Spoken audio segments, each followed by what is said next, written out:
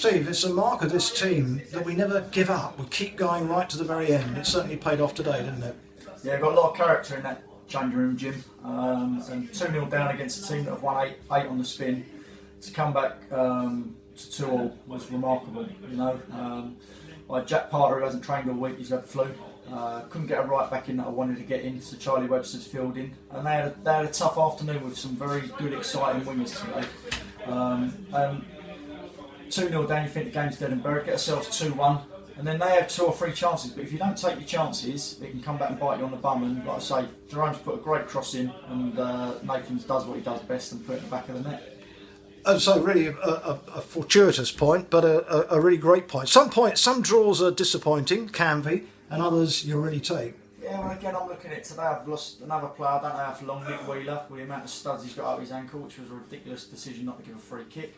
The one in the first half, he's almost took Sonny's head off in the penalty box, same as Canvey. It's a penalty everywhere else on the pitch, it's a free kick, so why is it not a penalty? Pulling of Tom Parkinson's shorts in the second half and first half when he's in the box, nothing given, not even looking at the ball. So it could sound like sour grapes, but it's not. We're finding it tough against some referees at the minute, and I don't look for excuses, but it's fact, you know. Got to do better on the 2 goals. Like I say, they've had 2 free headers and put it down the middle of the goal, and then the second one, no communication. They've just nicked it in and they've scored. But Tony's made some great saves after that. He's kept us in it at times, hasn't he? Yes, but Jim, that's what he's paid to do.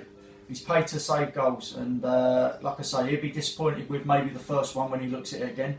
But he's redeemed himself with some of them other saves. And you hit now on the head about the testament of the team with the credit and spirit that they've shown, and they've got to take a big pat on the back. You know, them fans, when we're 2-0 down, kept us going, and do you know what I mean? Like, it's very, very nice to give them something to go home and cheer about. All right, it's not a victory, but it's not a defeat, and we haven't had back-to-back defeats so far this season, so it's another record to be proud of.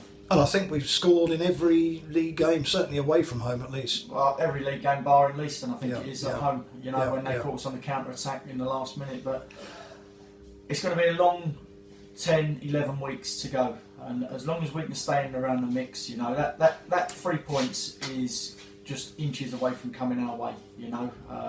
You play a side on a good vein of form, plenty of spirit they've got, plenty of height. And what we've got, we had to stand up to that. And where I sort of had a go at them last week in terms of, I felt we got a little bit bullied. I thought they stood up to a man today and done the best they could, and we got a point. Whether it was deserved or not, I'll take it all day long. Bradley Woods-Garnis come in. I thought he did pretty well. Yeah, Bradley comes in. Bradley was with me at Sutton, and he hasn't played a lot of football recently at Lowestoft, and he wanted to get out on loan, and the opportunity for him to come out and play on the right hand side where he played at Sutton, and he chipped in with 15 goals from right hand side, set up numerous chances. Pitch out there was a bit boggy and heavy, but it proved that Bluey comes off a stick him up front, and he looked to form a couple of shots on the turn. So I've got options, you know, and he'll do well for me out on the right hand side because he don't mind shooting from all sorts of angles. So, and that's what I want. And obviously too early to know how Nick is at the moment. Yeah, he's got stud marks all down his ankle, but Nick could get through it. He didn't want to be stretched off, but it was precaution. He's had it looked at, and hopefully he'll be back for next week. So not really as anything like as serious as we thought from a spectator's point of view? Not at the moment, Jim, but that's just from me looking at it. I'm not an expert. Okay. Melvin will have to assess it again over the weekend and Tuesday, and we'll know more from that. But at the moment, it just looked like exterior work, you know, with the stud marks rather than anything interior. So Melvin will have to have a good look at that, and we'll take a view, but I'm hoping he'll be back next week. And obviously great news, I've just witnessed you signing Sonny and Parky for next season. Yeah, like I said last week, Nick Wheeler signed, or a couple of weeks ago. I'm getting through them, I'm getting through the players, and like I say, if they'd said no to me, they don't want to sign, then it's not going to change our relationship in terms of them playing, you know what I mean, because they are my players.